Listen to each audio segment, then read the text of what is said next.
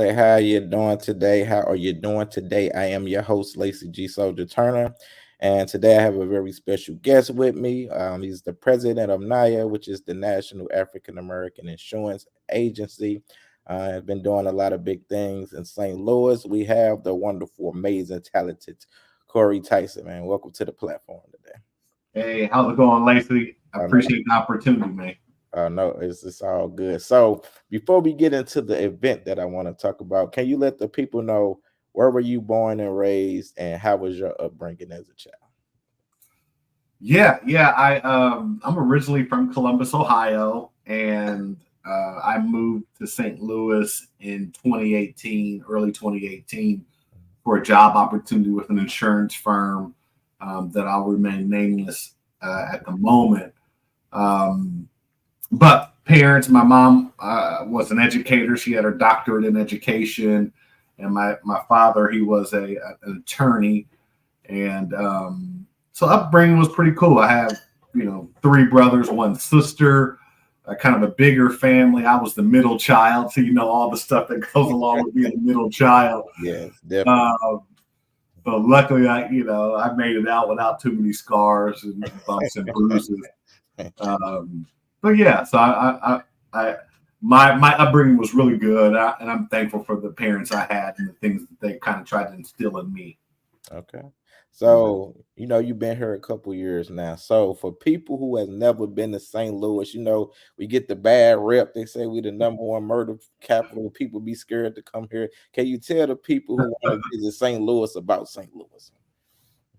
Yeah, I mean, number one, if you haven't been to St. Louis, it has a rich history. I think the first thing I did when I came to St. Louis was go tour the state, not the state house, but the old Supreme Court downtown.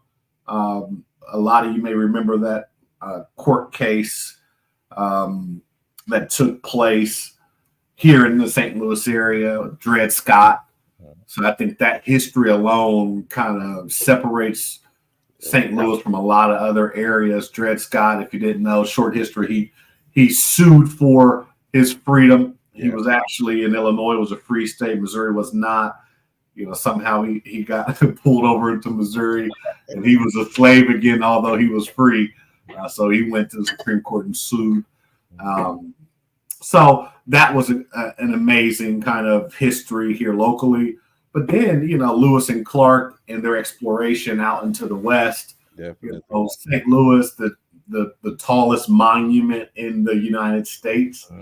The Arch. There you go. There's a lot of stuff out here that you can really wrap your arms around.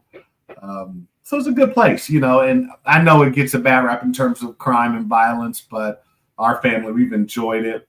We've had much success here, and the people are just amazing. Yeah, I see. Look, y'all, me and Corey, we still alive, so come on. Yeah, come on out. So, let me ask you this: can you tell people about the organization Naaia, and how did you become the president? Yeah, good question.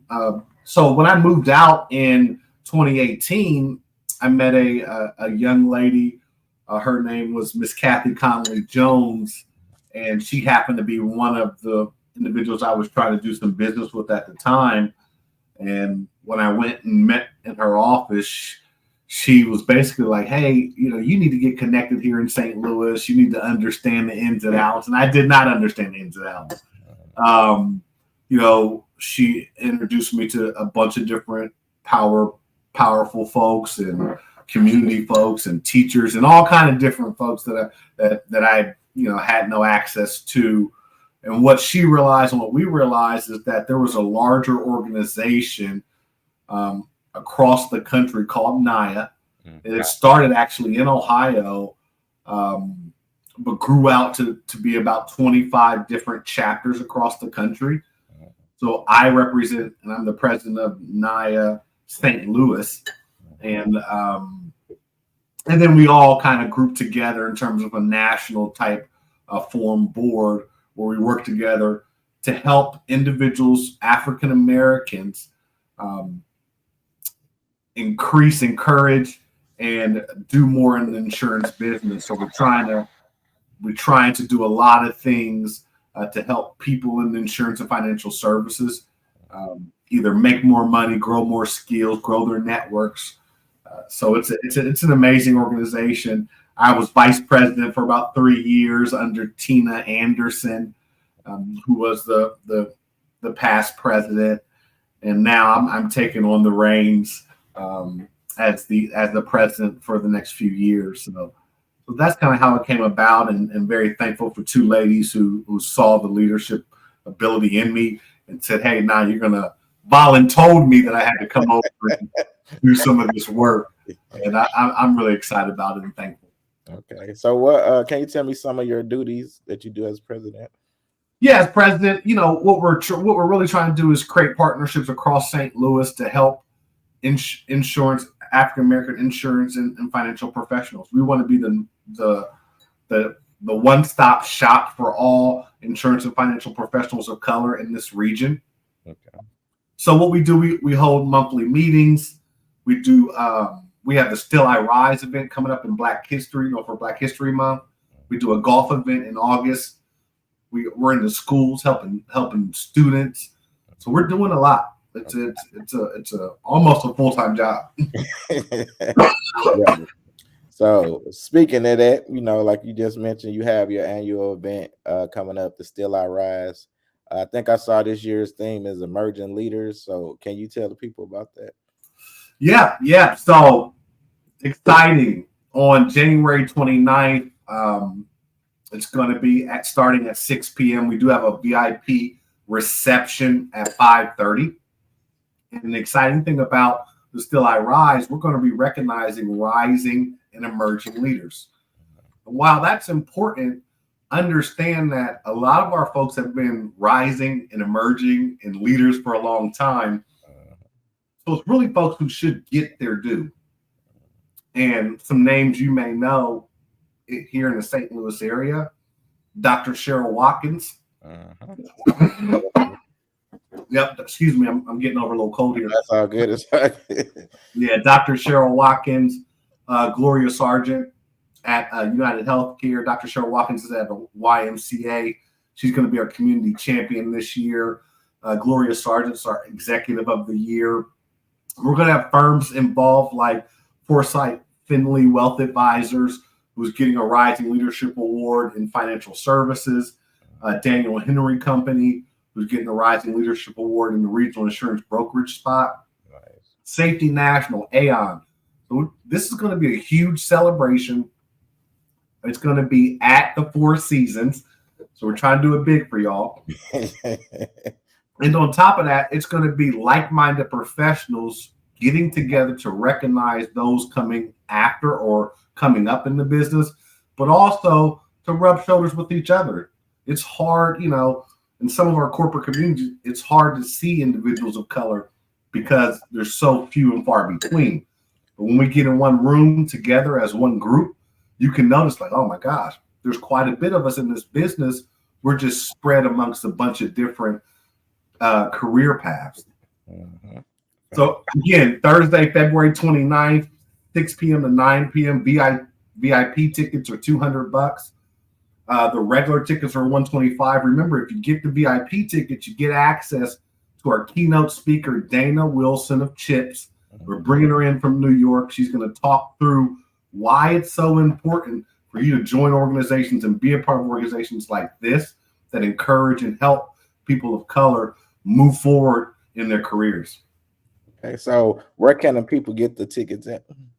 Yeah, so there's a couple of different ways. You can go on our website, and there's a link on the website to click and buy your tickets and even do some sponsorships there.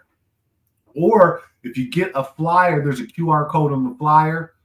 You scan it, boom, you can buy your tickets via the QR code. So we got a couple different ways for you to get it. Website and then the actual flyer. And I can send that to you, okay, Lacey, following this. Okay, definitely. So let me ask you this. I saw that you've been doing a lot of stuff. I saw you was a property manager, everything. What would you say has been your greatest challenge on your journey? Yeah, I think patience, I'm 38 and, I've done a lot of different things, like you said, from I worked at the housing authority in Columbus where I was a property manager. You're young in my career. I've owned the lawn care service. AAA. Yeah, I own the lawn care service. I worked at a big corporate firm. I'm working that multinational firm now as a regional vice president. So I've done quite a bit. I think the hardest thing that I had to overcome is being patient. There is a piece to this where you have to kind of be patient and be strategic about when you kind of go after your opportunities and put yourself in position to take advantage of opportunities. You don't want to be running from place to place with no real history of any results or success. So I had to try to slow down, build up my results, build up my success, so it speaks for me. So when times, maybe when there's real opportunities for me to do something new, I'm ready to take advantage of it because I have a whole host of things that I've done and that I've been successful at. So patience has been my hardest. Okay, and then to flip that, what would you say has been your greatest accomplishment on your journey? My greatest accomplishment, the interesting, my wife will probably tell you that I'm never satisfied. So as soon as I have an accomplishment, I'm like, what's next? My greatest accomplishment is my family. Our youngest daughter, she's 5 years old. She's here in St. Louis at North County Christian. She was born prematurely. She spent the first part of her life in the hospital, and now she's 5, going on 6 years old this year, and she's doing amazingly well. My oldest daughter, she's in college at Tennessee State. She's gotten a full ride scholarship there. She wants to study nursing. So I'm really excited about her journey and where she's going. And my wife, she's always keeping me together. When I come home, she'll box me up, like, where you been? Happy to see you. Love you. So I think my biggest compliment is just the family. That's what's important to me. Okay, I like that. Okay, so one more time, for people who want to be a part of Still I Rise or even a part of Naaia, can you tell the people how they can find you, the website and everything? Yeah. So Naaia/STL.com. You go to Naaia/STL.com. You hit that, Naaia/STL.com, and hit that. If you scroll down, you will see a link to the actual emerging leaders or our celebration for January 29th. Click that. Get as many tickets as you can. We'd love to see you there. Remember, it's going to be February 29th from 6 to 9 p.m. The VIP starts at 5:30. I'll also, Lacey, send you this flyer so you have it at your fingertips. Okay. You can send it out to your folks. Okay, definitely. Okay, so I got one more question. My last question that I love to ask all my guests, period. When it is all said and done and you are long gone from this earth, what is it that you want the people to know about Corey? Yeah, I think, when it's all said and done, I want people to know that I love my family. I love my community, and I was thankful to God for the opportunity to serve both. I like that. Well put. Well, thank you. I appreciate you, Corey, man. Make sure y'all listen, go out to the event Still I Rise. Like, they're doing a lot of great stuff and honoring our emerging leaders, especially in St. Louis. So make sure y'all be out there. And I appreciate you, Corey, for giving me this interview. No, thank you. All right, and I'll let you know as soon as we drop this. It'll probably be a quick turnaround. I'm gonna get on the article, push it out there so we can promote it. All right, perfect. Thank you. All right, you have a good day.